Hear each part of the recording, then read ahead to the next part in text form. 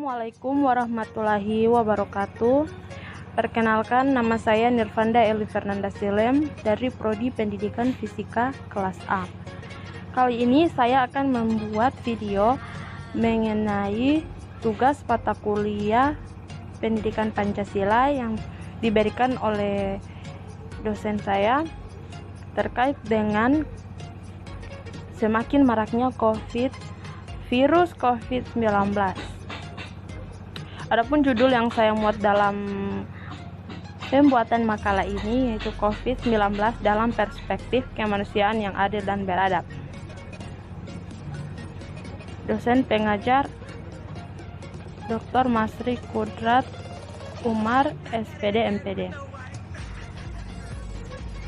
Fakultas Matematika dan Ilmu Pengetahuan Alam, Universitas Negeri Gorontalo. Kata pengantar, puji syukur kehadirat Allah Subhanahu wa Ta'ala yang telah memberikan rahmat dan hidayahnya sehingga dapat menyelesaikan makalah yang berjudul COVID-19 dalam perspektif kemanusiaan yang adil dan beradab ini tepat pada waktunya. Di samping itu, saya mengucapkan banyak terima kasih pada semua yang telah membantu selama pembuatan makalah ini berlangsung sehingga dapat terselesaikan tepat pada waktunya. Demikian yang dapat saya sampaikan. Semoga makalah ini dapat bermanfaat bagi para pembaca. Saya mengharapkan kritik dan saran terhadap makalah ini agar kedepannya dapat saya perbaiki karena saya sadar makalah yang saya buat masih banyak kekurangannya. Gorontalo, Maret 2020. Penyusun Nirvanda Eli Fernanda Silem. Untuk bab 1 pendahuluan, latar belakang.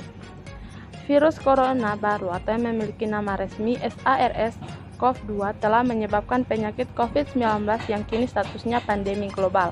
Penyakit ini telah menyebar ke lebih dari 190 negara dan wilayah di seluruh dunia.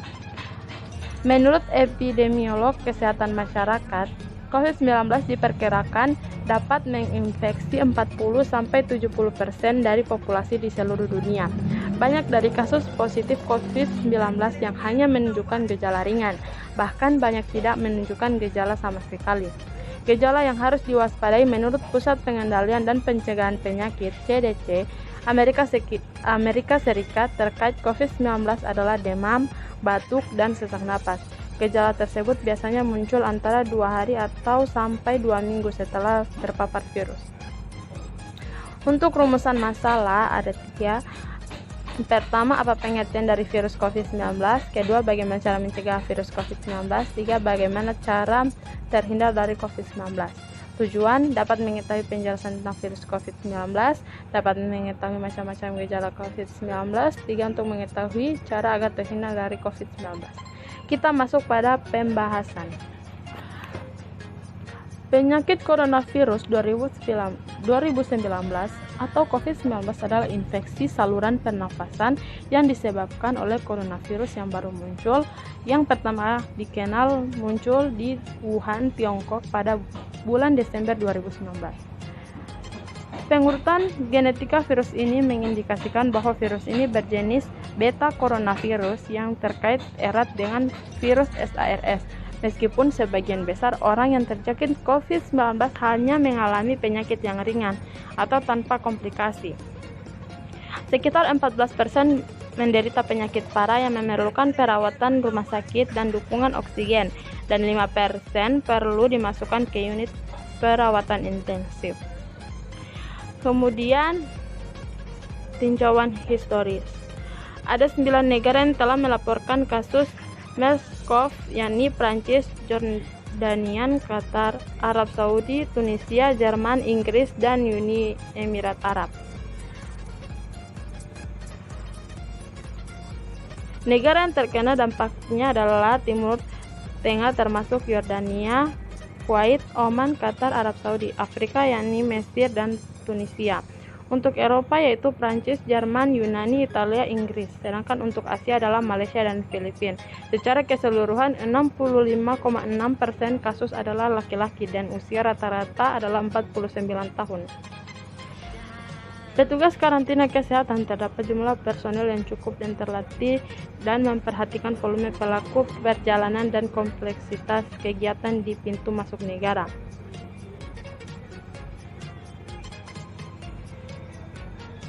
Penyebaran kasus SARS sangat cepat. Total jumlah kasus tersebut ditemukan dalam waktu sekitar 6 bulan. Virus SARS diduga sangat mudah dan cepat menyebar antar manusia. Gejala yang muncul dari SARS yaitu demam, batuk, nyeri kepala, nyeri otot, dan gejala infeksi saluran napas. Kebanyakan pasien sembuh sendiri dengan tingkat kematian sekitar 10-14%, terutama pasien dengan usia lebih dari 40 tahun dengan penyakit penyerta seperti penyakit jantung, asma, penyakit paru kronik, dan diabetes. 5,12 tahun 2012. Coronavirus jenis baru kembali ditemukan di Timur Tengah, diberi nama MERS-CoV.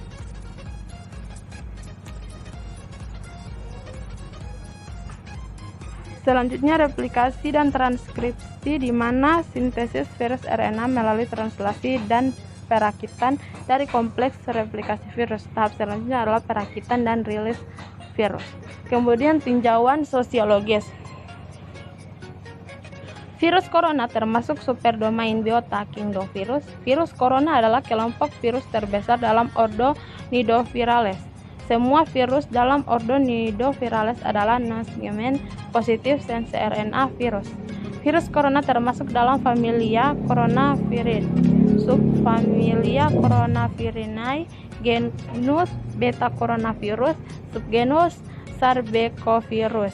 Pengelompokan virus pada awalnya dipilah ke dalam kelompok-kelompok berdasarkan seriologi, tetapi sekarang berdasar pengelompokan filogenetik. Kemudian tinjauan politis. Bioinformatika memiliki banyak manfaat, salah satunya membantu dalam penemuan obat dan vaksin. Vaksin yang dikembangkan di negara lain belum tentu memiliki efektivitas 100%. Ketika diterapkan di Indonesia, dikarenakan variasi genetik virus tersebut seperti vaksin hepatitis B, oleh karena itu diperlukan analisa mendalam terhadap varian genetik virus yang berkembang di Indonesia dengan bantuan tol bioinformatika. Kemudian, peran strategis mahasiswa di masyarakat. Peran mahasiswa yaitu yang pertama sebagai social control.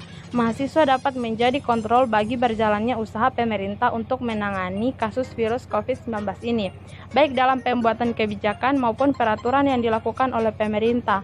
Mahasiswa juga bisa sebagai penyalur aspirasi masyarakat kepada pemerintah. Aspirasi ini bisa dilakukan dengan menaati semua peraturan dan tidak bersikap anarkis. Kedua,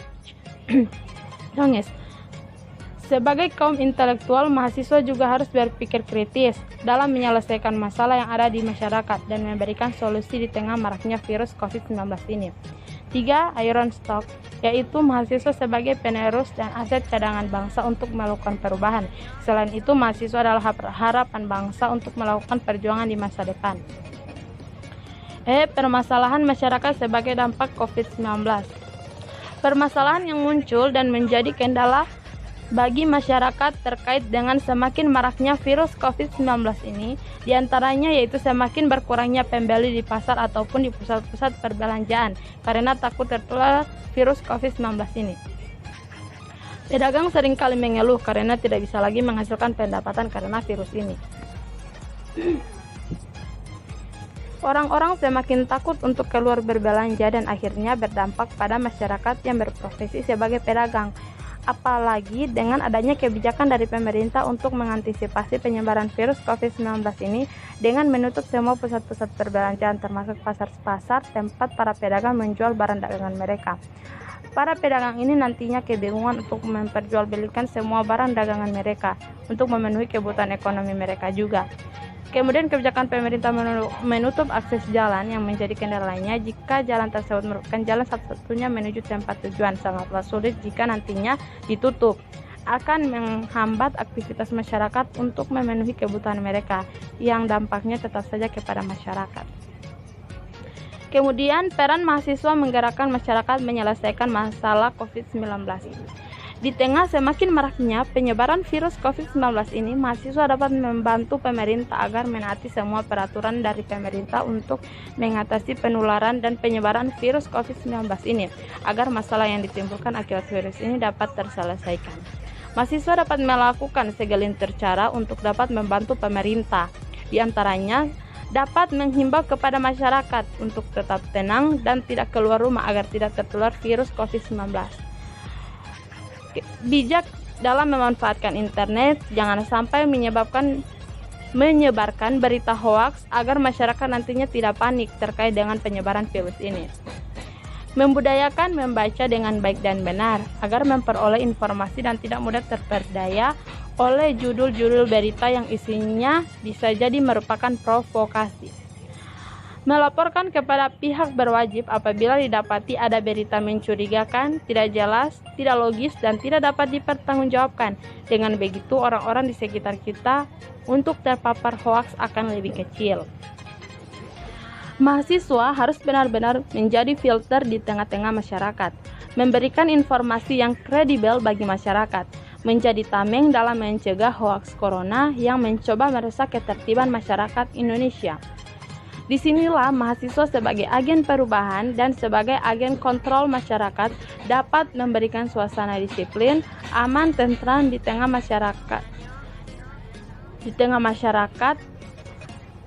maraknya hoaks corona, demi membantu mewujudkan masyarakat Indonesia yang lebih baik. Penutup. Kesimpulan, COVID-19 atau corona adalah virus yang awalnya disebarkan melalui hewan. Virus ini berawal dari kota Wuhan, Cina, dan sekarang sudah hampir menyebar ke seluruh dunia termasuk Indonesia sendiri. Pandemi corona memang membuat warga dan masyarakat dunia resah, terutama penularannya yang begitu cepat, membuat kita lebih was-was, selalu menjaga kesehatan dan mengikuti aturan pemerintah merupakan kunci agar kita terhindar dari virus mematikan ini. Kemudian daftar pustakanya saya ambil dari beberapa sumber. Oke. Terima kasih. Inilah paparan dari makalah yang saya buat. Semoga dapat bermanfaat bagi pembaca. Wassalamualaikum warahmatullahi wabarakatuh. Dan tetap berada di rumah.